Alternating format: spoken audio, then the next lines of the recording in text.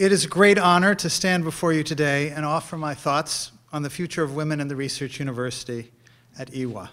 As many of you know far better than I, Professor Kim O'Gill was a true leader in this university, as we just have heard and seen, but also in universities worldwide and also in Korean society beyond the university. Her term as president was marked with significant progress for women, and I feel particularly honored to speak as a Jewish thinker, a man, and a Canadian. What were you thinking when you invited me? So I can but hope that what I can offer to you will resonate across these significant differences, and that I can help aid and encourage the work of IWA, work for which I have new but quite profound respect. I have yet another limitation, and that is already in play. I am confined to the English language. And as an aid, my address is available in a translation, and there are translators working as hard as they can to make sense of what I say. Because I swim in English with too little resistance, my thoughts may play and jump in English in ways that are unclear in Korean. I apologize to all of you and hope that my ideas can emerge from behind that veil of words. Who are you who have come to listen? Recall, I had to predict my audience on the basis of past information. I expect that most of you are women, mostly from Korea, mostly commuting here from somewhere in Seoul to study. Most are undergraduates, though I'm not sure, but I might be right. And it is far from obvious that you undergraduates, would manage or even hope to stay in the university as professors. Then there are the graduate students who, depending on the field, may have more or less hope and also a brighter future at the university. You may indeed be the future of IWA. And for the professors, you're likely to stay here and teach cohorts of the others over time. I, for my part, am not trying to speak to you in order to tell you what women should be or do. But let me ask you to reflect on a few other qualities I anticipate you have. How many of you have a smartphone, a Samsung or other smartphone? Maybe even on, right? How many have a laptop here or elsewhere? I believe that most, if not all of you, are born digital. And some, or all of you, are even now Googling about things I say or words that you might need to check up, or checking into Facebook or email will stop there. Your generation types with your thumbs, thinks with many texts open, and can find information very quickly. You could have found everything that was said about me, I predict, in less than a minute on your own device. Please forgive me if I've transported a large set of biases from my Toronto world, but if we are going to think about the university this afternoon, it is especially important to think about you, my audience, and moreover, to imagine what the university can mean for you. I will focus on my title for the whole of the lecture, most words getting attention, and most forcibly, I will take the small word of, a genitive construction, but flip its meaning. Indeed, one last apology. I suspect some of you may have thought I was going to speak like a prophet, offering you visions of the future, and somehow telling you what will happen to women and to the research university in the coming years. I am no prophet, nor son of a prophet, but aspire only to be a scholar. Even in a religious context, it is important to distinguish the scholar from the prophet. And Jewish thought, indeed Jewish religion, is founded on the way that inspiration shifted from the prophets to the sages, that is, to the rabbis or scholars. What is key about the future, the real future, is that we do not know it now. We do not know now what it brings. Since universities seem to be about knowledge, the default assumption is that a university talk about future and universities should be able to offer knowledge about what the future holds. but I wish to think with you about how the university relates to the future as that which we do not and cannot now know. So I bring no prophecy. If I bring no prophecy, then instead I'm asking about how the future is an elemental aspect of universities, and for women too. I'm asking, in short, what sort of future as such do women and research universities bear? Moving right along. University. There are many trenchant and important writers and speakers about universities in our time. Some hail the coming of entrepreneurial and innovative universities. Some decry the neoliberal takeover of the university. Some worry whether students are job ready when they finish. Some lament the decline of the liberal arts. A few begin to trace the crisis that information technology has brought to our classes and libraries. Many are prophets, true or false. Many are critical thinkers, and most have a keen sense that the university is in another one of its crises. There have even been philosophers in this mix. Today, you will not hear me negotiate any relation to these various critiques because I am the sort of philosopher who is happy to ask my questions and leave those debate-like arguments for another day. So my first question, what is the distinctive task of the university? At its core, this question resolves to the question, what is higher education? Not actually that hard an answer, but actually you'd hear a lot of other answers. While universities have been and are called to do many things, the ideas specific to the university revolve around education. There are other tasks that universities are assigned: entertainment in relation to sport, or preparing women for marriage and motherhood, or boosting local economies by hiring many staff, or training men for war, or developing real estate values, or accumulating capital value by investments, or developing new products for profit. Fortunately, I do not need to assess the validity of each of these activities here. Many of these are contentious, but several do have a long history in the university and contribute regularly to the state and the task of higher education. The holding of land endowments, for instance, arises with the Islamic madrasas in the 9th century and continued in the founding of colleges and universities in Europe. Indeed, the question of the place of the university and its relation to its spatial environment will become one of the concerns later this afternoon. In my writing, I try to elucidate ideas that might help guide us to an ideal for higher education. Too often, the unexamined ideas for universities today most closely suit the elite universities who score highest on the league table rankings. What is the view from a large urban university? Canadian and also Korean universities are such urban universities, and the Canadian ones are almost exclusively public. I aim to articulate an alternate perspective that identifies the specific potential of these large urban universities. Higher education, moreover, concerns not only the results and the benefits of this education in the years following graduation, but more importantly, it is about the transformation of the student's mind during the time studying in university. Society benefits from the university because higher education develops the student's ability to learn in specific advanced ways. And ultimately, these abilities and practices of thinking have much more important value for our societies.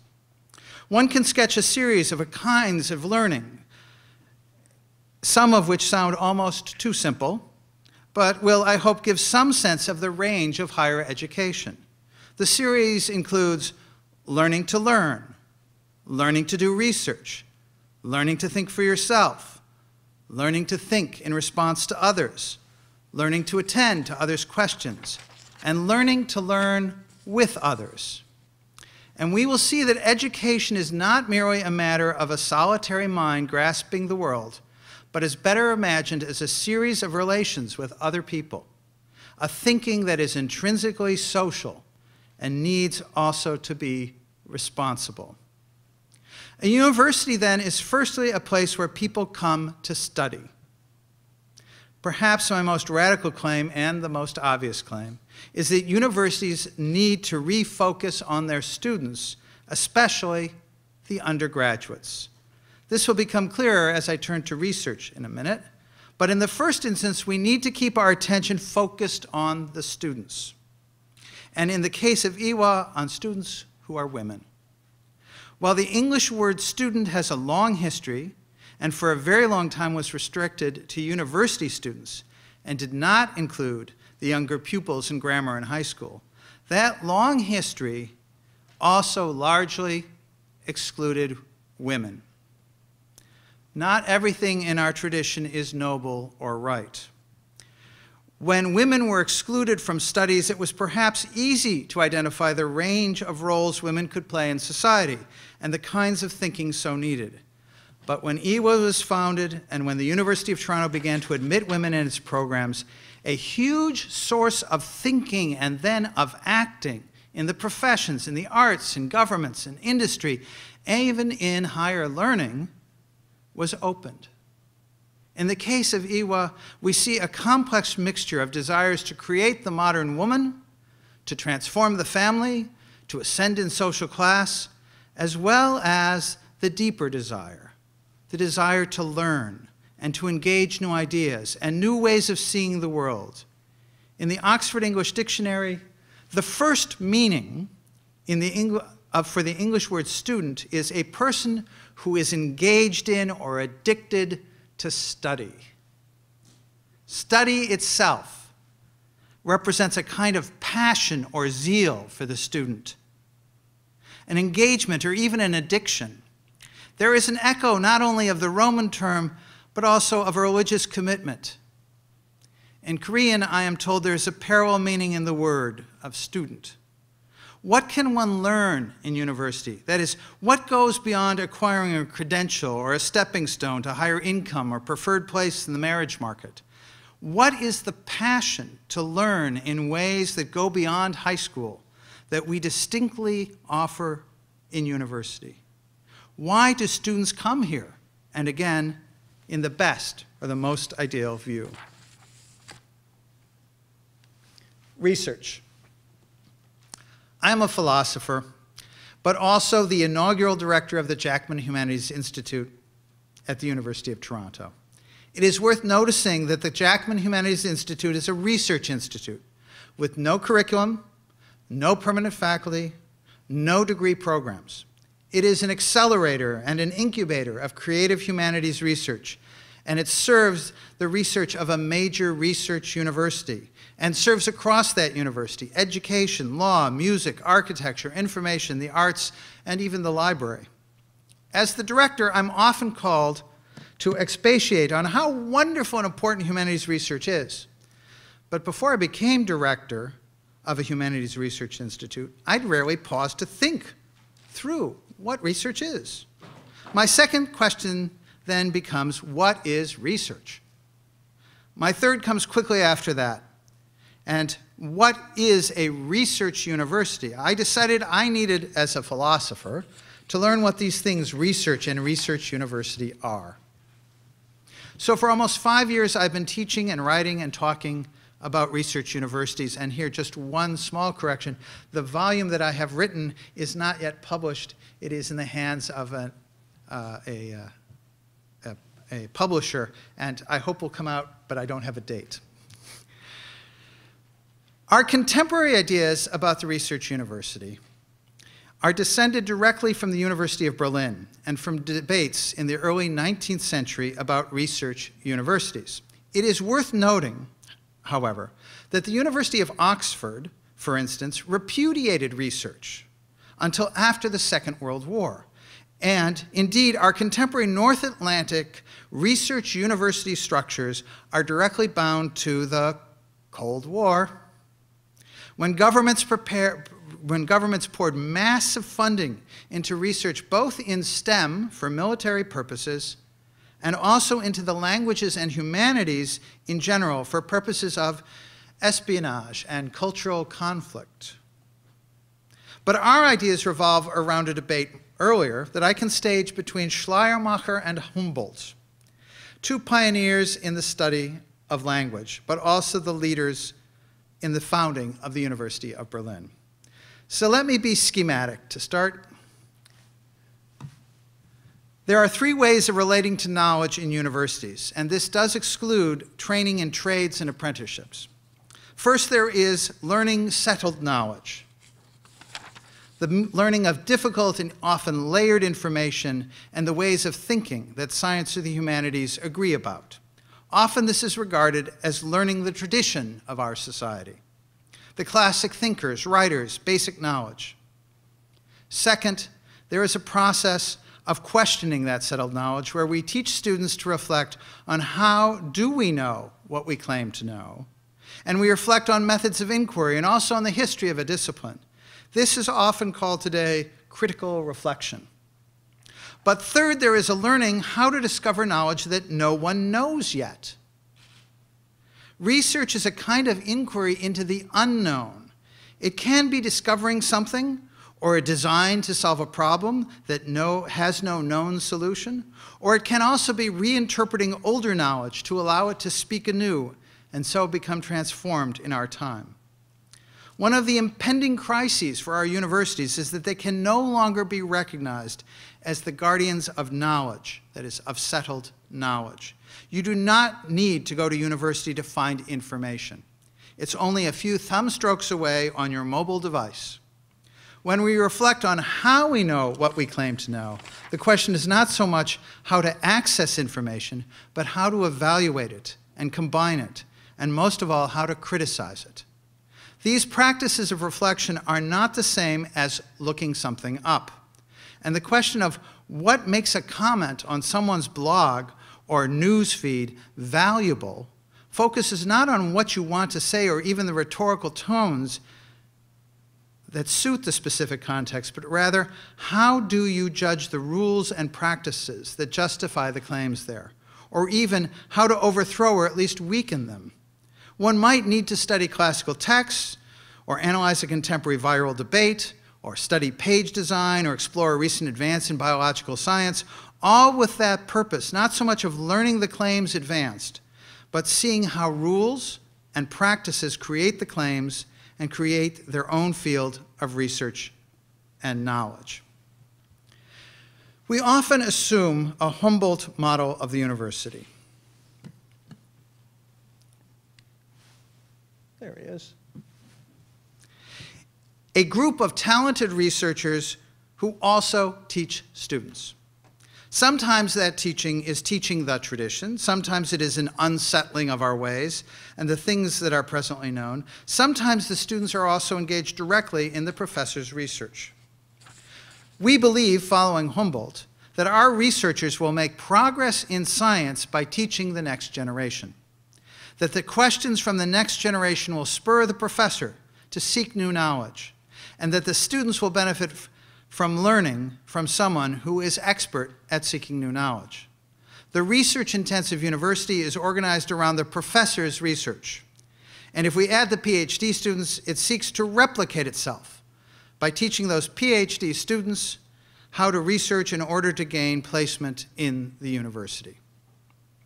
Schleiermacher proposed a very different relation of research and university education. He argued that research was best conducted in research institutes or academies. Much of the great historical and philological work and scientific work was conducted in such academies. Many scientific discoveries and advances happened in those research societies, like the Royal Society, and in academies. And it still does to some extent. CERN, the Max Planck Institutes, the CNRS, the National Institutes of Health in the US, the National Research Council in Canada, or KISTI, and other state-funded research centers in Korea. The universities, Schleiermacher argued, should focus on the middle task, the critical reflection, and only a small set of its graduates would continue and do research as their career. Even a smaller set of not especially distinguished researchers would become the professors. Their task would be to focus on teaching the students how to unsettle and then reground the knowledge they had learned prior to coming to university. For Schleiermacher, the university students would be learning primarily what we would call critical reflection, and they would be heading on to bureaucratic, often civil service jobs. Their studies would help them think in a way that did not simply apply rules or familiar protocols, but to be able to learn how to adjust the administrative practices to new contexts.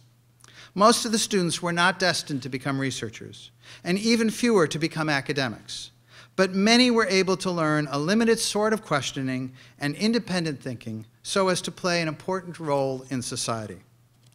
Schleiermacher, for those of you who do not know about him, was a truly distinguished thinker. He invented the idea of religious experience to displace a view of religion that was restricted to theological dogma. He also invented the field called hermeneutics by drawing together traditions of legal and biblical interpretation, exploring how the fundamental human activity is interpreting the world. And he also translated Plato's dialogues into German. Last, he taught a course for many years at the New Berlin University for all first-year students that embodied his idea of learning how to learn, and that course was called dialectics. Despite the choice to found the University of Berlin on Humboldt's model of teaching and research, I'm drawn to him, most of all to ask that if we do not prefer his model, then what would be the best case for why research should be in the universities? Our universities have focused on research as primarily a task for professors. We select people for graduate school, train them to pursue new knowledge, hire them if their new insights are most promising, reward them with promotion and resources if their research is excellent, and create a hierarchy where the distinguished professors have the least obligations to undergraduates, and the most time reserved for their own work, their research. Indeed, the highest honor would be to be appointed to a research institute or center and have very limited or no engagement with students. The fantasy is to work in a research institute, just as Schleiermacher discussed. The benefits, also called impacts, of that impressive research is new knowledge in science, new sources of energy or new treatments for cancer, new technology for city traffic, new building materials, new methods for communication and for education, new insights into our national and our global histories, and so on.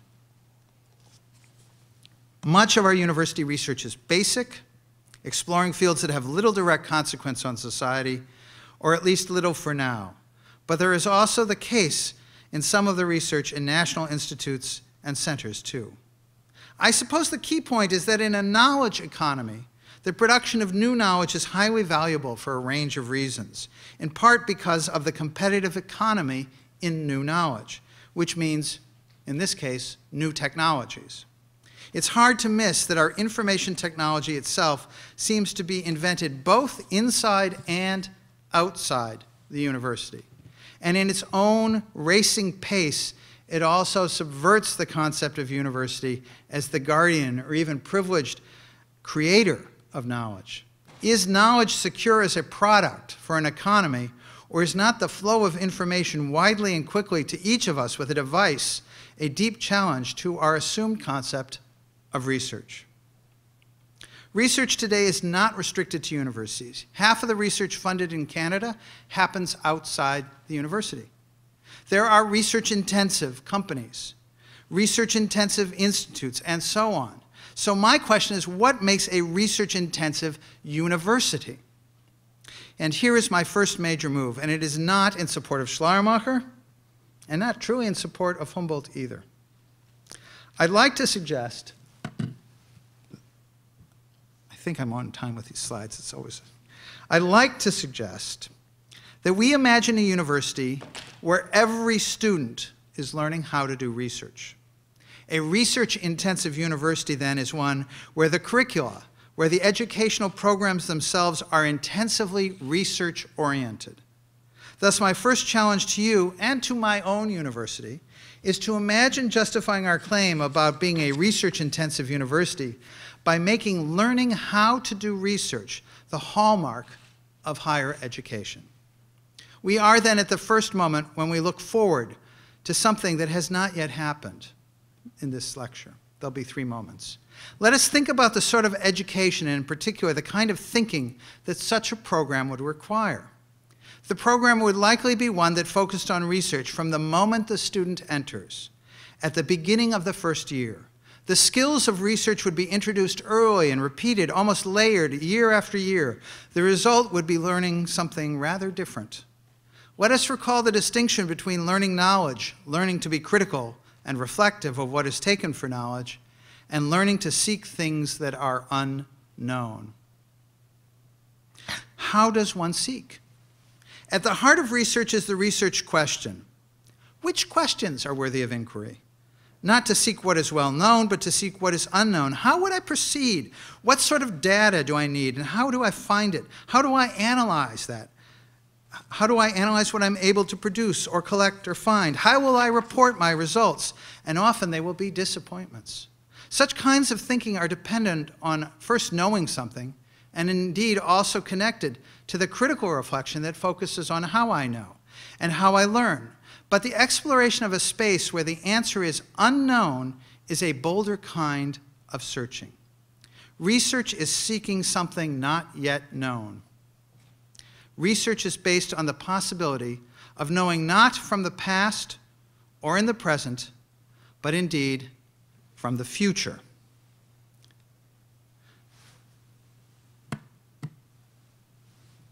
The future of research, again, not my prediction about what research will become, is the future that belongs to research, the prospect of knowing something now unknown.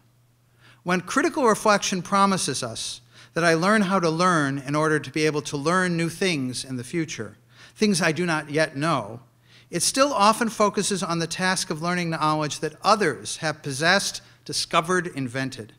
But research is bound not to a knowledge economy, but rather to a society with questions, or even a learning economy.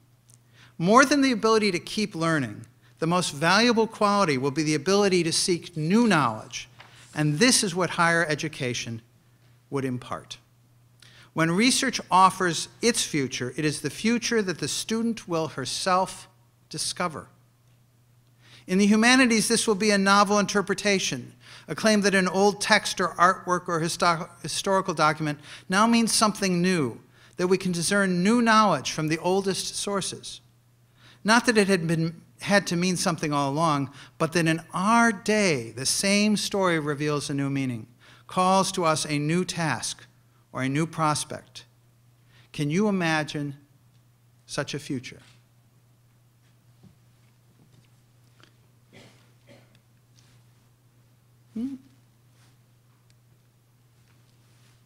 Women.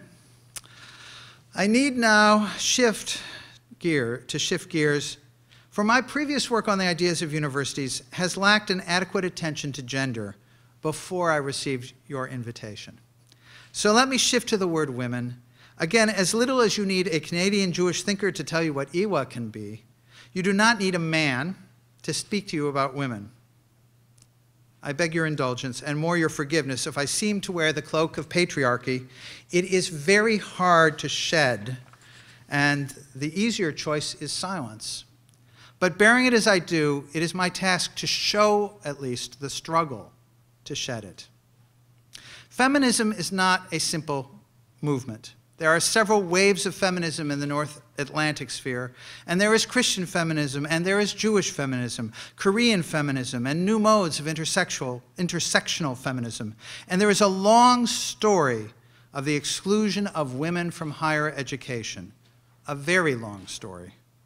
In intellectual traditions prior to the university, there is very little place for women to become learned, and still less to teach. IWA itself is founded on a deep desire to open a world of possibilities for Korean women, possibilities that had never been. I will return to think with you about how universities and women might relate later. My reflection, pardon me while I just make sure I'm on the right one. Yep. My reflection now turns to some capacity that women have that we might explore as linked to the seeking of future knowledge. My question is, can we discern in the phenomenological structure of maternity some concentrated aspect of what is needed in education? For a very long time, the vital and sole work of being a woman was to bear children. That is biology, as we know, and not necessity. But in all patriarchal societies, it was identified as the highest and often the sole role for women. It is a role that is not simple to eclipse. And it seems that in Korea, as elsewhere, there is still a very large pressure for women to become mothers. Marriage itself is often only a means for procreation. I will not pretend to explain to you how your grandmothers were raised and raised your mothers, nor jump ahead to recent politics and policies and debates about birth rates. It simply is not the case that feminism and maternity are opposed. But you young women can hold the choices about the way to value the bearing and raising of children, not being told by a man what you must do and when and how. I am afraid, however, that again I wish not to prophesy about Korean feminism and the women's places in your society, and again not to predict the future of maternity in Canada or in Korea. Instead, I wish to think with you about how the structure of maternity requires a radical kind of future, the time of the child. So much of the care, from carrying to bearing to feeding and bathing to speaking and holding and on of a child, is undertaken with no knowledge of who the child will become. While men are now able to play those roles in these very physically and emotionally demanding ways, and even if a father could bear a child, and as a father I certainly fed and washed and watched and learned how to communicate with my children, I would like to say that women certainly are able to provide for a child who is always unknown, and to have and to raise children is to care for a future you cannot control. I realize that many of you are eager to have children for a whole host of reasons, from status to respect for your parents to loving younger siblings or cousins, and many other reasons. But to become a mother is to embark on a journey that you cannot know in advance. Instead, it is actually a much longer journey, because as your child grows, you discern that you are responsible to care for the child and for the child's life, even for your child's children. And men are not excluded from this powerful and unknowable future of generations. But historically for women, this has been disproportionately your focus. Who will care for our children and our elders in the future is not settled, but the expectation is that it will be mostly women. But it certainly has defined women in the past and unto today. The generalization that matches this care for one whose future we do not know leads on to the teacher. The kind of care and responsibility for someone who will grow and become free of your control is shared with teachers. I'm afraid that what I'm saying is rather familiar. There is a conceptual link about the generations made very explicit in the Jewish tradition, but as usual restricted to men, sons, and male students. But let's pause and think about intergenerational responsibility. The supposed traditional view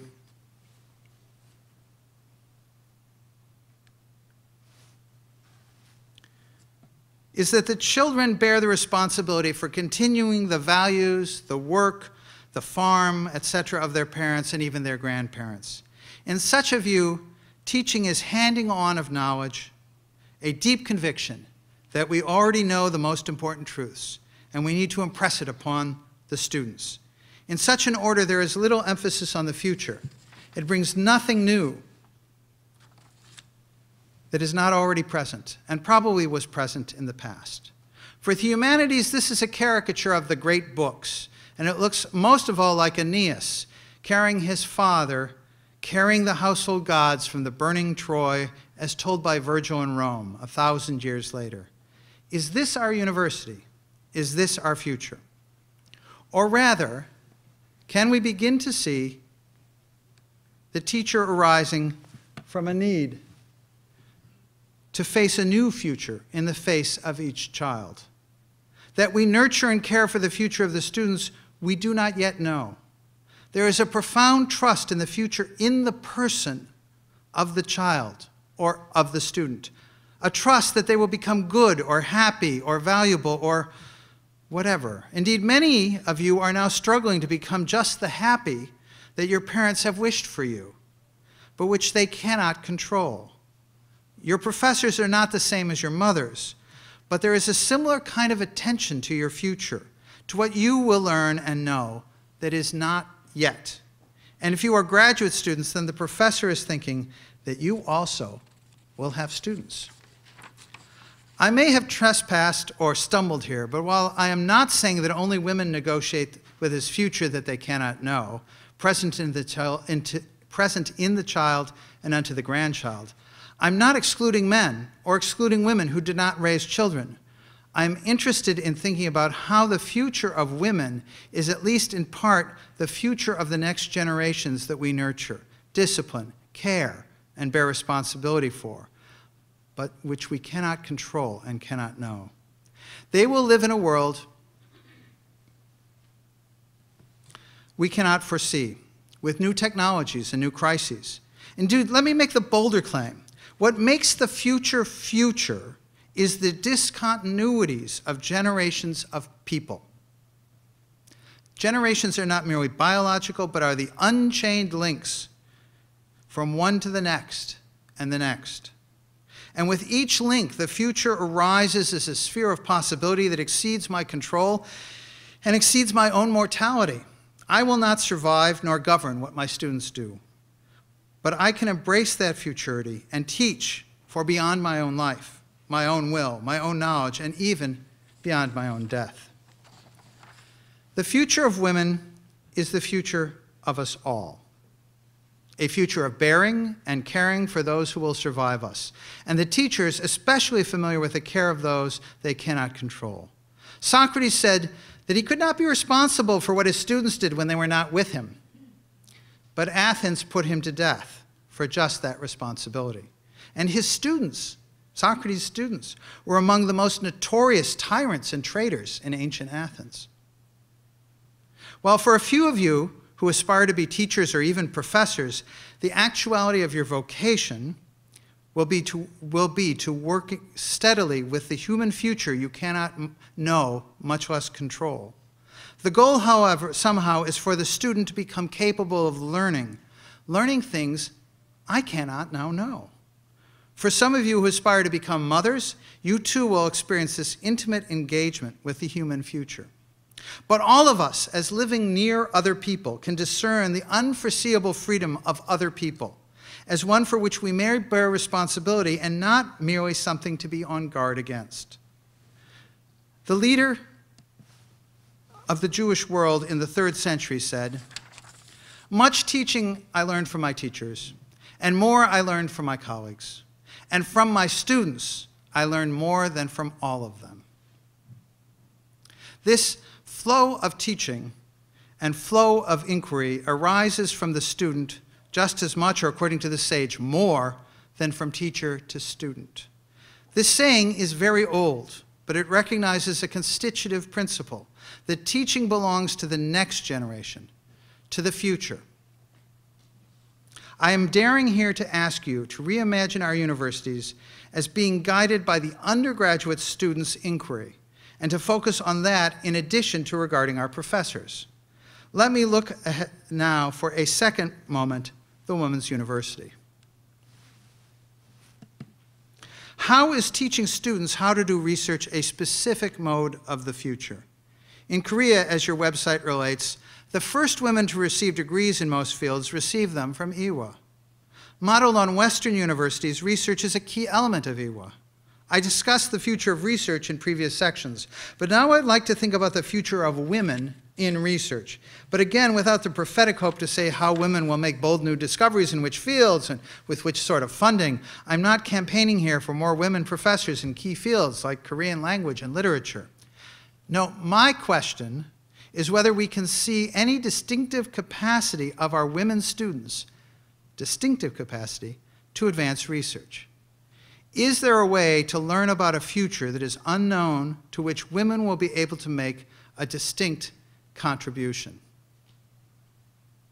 This is again a motion towards a feminist epistemology, which I'm hoping to double up on the research intensivity I discussed above. Truth in such a view would be in the future, would be structured around the gaps between generations and the care needed to mind those gaps. I'm not arguing that only women can attend to the gaps, but I also suspect that the epistemological frames and educational orientations we traditionally hold build more than bias, but rather impose a genuine limit. Allow me one key image. The research project, whoops, didn't go, try again.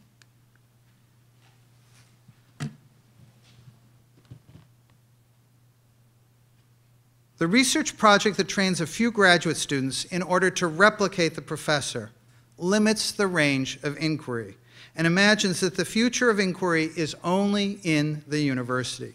Such a limitation sees truth as confined to a guild or a group of experts. The idea of multiplication sees inquiry spread much more broadly in society, sees truth much more widely located. But when women students then can learn to inquire, to seek truth, they are bound to many other people. The teachings of the professors is intended to care for multiple inquiries, many sources of truth, and a multifold future of knowledge. Not the philosopher laying a foundation, not an expert taking the discipline the next step, but a society of learners, a society with questions. The kind of future may draw on a willingness to attend to people who do not simply replicate me, but who will, in their freedom, go different ways. Are women as students and as professors, women as researchers, able to bring a specific commitment and insight into how higher education prepares us to learn what no one knows yet? I think I gotta go one more.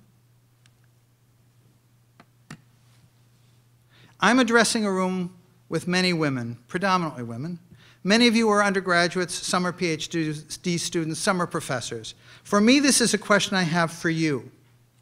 In a world where only men do research and only men attend university, there is still a kind of future in the hope there to discover new knowledge. But if we give, and if women take, the authority to teach and even more to learn, how does this change the shape of knowledge itself? Perhaps the novelty of women even being in university, of being taught how to do research, creates a transformation of the research enterprise. This novelty, however, doubles back to the first moment, when we imagine all students learning how to do research. Is that simply a democratization of the familiar model of knowledge and research? Or rather, do we not see in this not just more people engaged in the same kind of inquiry, but rather a change in research itself? If women teach women how to seek knowledge that is not known by anyone yet, are we able to see a kind of care for the students, for the learners who will become researchers?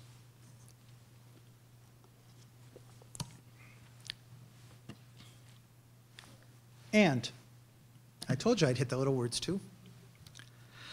I must tell you that I have a somewhat tricky meaning to this last word, and. It's not really the last word, but it's almost the last word. You'll be glad to hear. For I want to see what it means when I regard women not only in the university, but also out of the university. Or rather, when we focus on women students who learn in and learn out of the university. It will not do to focus only on women in the university, because our students in Toronto, for instance, and I believe most of you, do not live in the university. You live in the city. You learn in both places. and you travel between them. This "and" marks the commute, the going back and forth, the linking of life at home with studying at the university. I wish thus to make a look ahead for a third and final moment and ask students again, and ask most of us all, where do you live? Having mused and queried you about women in the research university, I now wish you to think about the way women students are also outside the university, and how that outside world could instigate a real challenge and a real change in how women conduct research in the university. Education and student experience have a close proximity. We need a new and more honest account of student experience, considering how students live and study at our large urban universities. The ideal always seems to be a carefree campus where students live in the university and do not need to work or travel. This would permit the best student experience we've presumed. We need to widen the assumptions about what student experience should be. Moreover, I'm interested in asking how different ways of living enhance different educational possibilities for our students. I call this new potential in higher education urban epistemology. At the University of Toronto, over 85% of our students commute. In fact, 60% live with their parents. And almost all of the students live in Toronto or the Greater Toronto area, and they don't live in the university. In addition, in the Canadian system, these students usually are working, and some are working a lot. Living in their home community also comes with social events and networks that are ongoing. Whether it's parties or sports, family obligations, music or religious practices, the connection with home communities can afford, depending on how you see it, claims or opportunities to spend some time independent of the university context. Moreover, that home community is diverse in terms of age and education. Your time may be more flexible than it was in high school, but you are living with more claims on your time.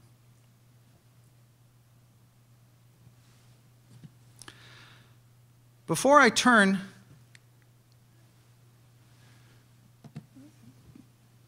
to this kind of educational responsibility that matches social reality, let me just add that the tension between work and study is not necessarily worse than that between play and study. The ideas I'm exploring all recognize that higher education is not reducible to job training, but that our students work in order to study. Their sacrifices of time and money are for the sake of a university education, and thus may be seen as a moral task and not purely as distraction. The dumb jobs in food, retail, offices, and so on are means to an end, and reflects the students' responsibility to themselves and often to the families that cannot simply afford to clothe, feed, and cover tuition. Isn't an economic negotiation for the sake of an education itself a key step in moral development, and a kind of taking responsibility despite the mind-numbing work? One notices regularly that our students are serious about their studies. They are not in university to have fun, fun, fun. They are not escaping their parents' homes and values and traditions, or not simply. They do not have the same sense of leisure that we associate with that ideal of campus living. But the question might be raised whether a socially embedded and connected student has a different experience in trying to communicate what she is exploring. How then might higher education match the socially embedded student experience connected to one's home communities? What is urban epistemology? In this model, there are two places for the student's life: the home community and the university. I want to reflect on the capacity that living at home offers for higher education. And most importantly, I want to think about the commuting itself as a facet of higher education. Here, a tension between society and the university is made spatial, as the student is literally commuting between the two places. What does the pull toward the home community represent in her life? For many, the social bonds, fraught as all familiar and strong bonds are a call to succeed, to excel, to satisfy others' goals. For class mobility, the university is a parent's dream for the student, the chance for her to gain new status or higher income, but also to allow her mind itself to flourish. Those social bonds also often represent a call to respond. Many parents and other members of the home community want to know, what is she learning? and not only whether it will translate into more status. There is a great conviction that higher education can lead her to a fuller or better life, a key part of happiness. Often during the time of the few undergraduate years, there is a negotiation and alteration as she discovers a new sort of study, a new paths or a new profession or calling that diverges from what your parents assumed, not without some struggle. But the question to ask, is it better to face that negotiation by moving out or by living with your parents? These challenges of intense and specific expectations of higher education creates a need for a student to explain the purpose and the learning she's engaging. For many of our students, there is intense communication with home. Even those who live away are often online almost daily. Can we recognize that call from home beyond the barest social surveillance is also a questioning. A source of these questions that higher education teaches us to attend to refine, to develop, to explore. When higher education is the reflection and rethinking of settled information, it should in principle be comparable. Should be communicable, and not only to professors and fellow students. Often in the humanities, we suggest to students that they share drafts of their paper with family or friends beyond the university to see if the writing is making sense.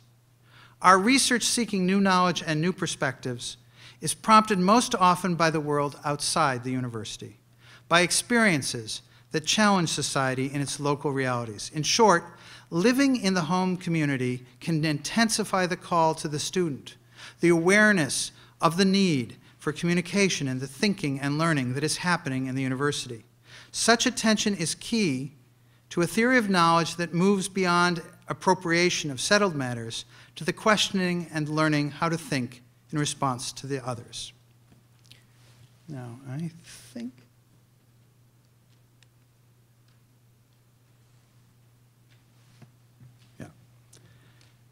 but there's also a flip side to this communicating of questions from the home community. There's also a questioning that goes out to the communities and seeks knowledge and insight and judgment from home. Once we recognize that students are learning in two places or more, we can begin to imagine that the university not only attends to society's questions, but also brings its questions in order to learn from the city. The communication can go in both directions, if not symmetrically, then at least in an exchange. We can begin to imagine a process where the whole city is engaged with the university in its various faculties. Indeed, we know that with many of the professions in the university, they already are engaged and bring the practitioners into the university and send the students out as interns, and so are already modeling this communication, and not so much of information, but as ways of learning, reflection, thinking, and research. What I would like to suggest is that we have a medium of communication in the commuting student. She is spatially in motion, from home to the university, from university home.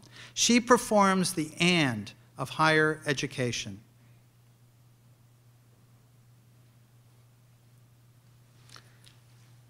What if the epistemological theory of knowledge itself were to take these circular paths or flows in order to reconceive learning and inquiry? Knowledge is not something merely built up in an edifice, but rather it is in motion between people and between different spheres of society. What counts as a good question in your home community might be less valued in the university, and vice versa. Commuting students provide a model for communicating higher education, allowing exchange in both directions. If we now focus more closely for just a moment on women as commuters, we get a sharper view. Women as daughters are often expected to be more connected to the home, more responsible for other people in the home, the children or the elders, more engaged in home life. Women students will often now enter professions, especially those who graduate from IWA. They are not, for the most part, destined to become ongoing members of the university, but even in their years of study, they also balance their studies with many commitments beyond the university. If we begin to see the research potential for the questioning what happens at home, we might reframe the research activities of the university. What concerns your parents or your friends or others in your own neighborhood could become the research questions for your university program. Safe water, good transit, new media, nationalism and security, changes in the family. These are topics for research, and they are of great concern in your neighborhoods. So take this communally intense engagement, responsibility, and insight. Not merely the past of tradition, but rather an attention to those around you and to their hopes and concerns, their desires also to learn something that no one knows yet. Then as a commuter, you bring that to the university, to the research university, where your task is to learn how to seek knowledge that no one knows yet. Your fellow students, your professors, the leaders of the university, almost all are women. How can these women change the institution of a research university from its long-standing tradition of an epistemology that was not only based on men, but rather on a kind of freedom of inquiry and a right to address only the professor's questions? Instead of disconnecting higher education's activities from society, the university and the city can now embrace, can now embrace the commuting and engage the diverse communities of expertise, of traditional knowledge, of ongoing research. Such embrace would have to welcome the flowing in of questions and of learning from outside the university. And it would aim to teach students how to share not their knowledge at home as much as their new ways of thinking. Here I'm afraid that I'm verging on the prophetic. For I foresee that the university could become permeable to society, with flows in both directions. When I imagine this scenario in Toronto, we then embrace our small population, only 6 million people, but our city is over half born outside Canada. And many of the university students are first generation to attend, often first generation to live in Canada. I wonder how many of you had mothers who attended university or even attended IWA. And if you are pursuing research as a professor, as a PhD student, or as an undergraduate, then where does your research question come from? When so many students do live at home, the possibility to engage the communities around us is huge. We may become a special place in our urban landscapes, but one that commutes and communicates in a much more open way. And the student who is not destined to remain as a professor in the university, she will also learn how to help others seek to learn what no one knows. I just couldn't resist. With this last turn to the commuting student, I'm drawing to the end of my lecture. I have not offered you the future picture, a knowing view of what our future holds. I've offered you a way to think about what our universities might become by focusing on the students and not on the professors, and by regarding how profoundly the inquiry into what we do not yet know can lead our universities. I offered a model of a future university. It is first a place where all the students are learning how to do research, how to seek to learn what no one knows. Second, an institution that cares for and bears responsibility for the people in the next generation, who even more than the new technologies and economies are what constitutes the future. I drew there on an account of maternity. And three, a place of study that is linked to the home communities, linked by the commuting students, and so where learning happens in exchange with our communities. There are several philosophical ideas punctuating this model, and none more evident than the role of the future, where it recurs throughout to point to what is yet to be sought and not only yet to be learned. What is not yet learned already exists in the present, but the future stands for the question of our teaching society and learning economy. Can you imagine a university committed to the unknown future? A university that is permeable to the questions and the modes of knowledge that our homes and communities present. At IWA, women have been students and teachers for what is now a long time. And the call now is for all women students to learn how to inquire for knowledge that no one knows yet. With its loss of the monopoly on knowledge, the university can now gain a new role in partnership with society, and the students can become the active creators of new knowledge and insight. Thank you.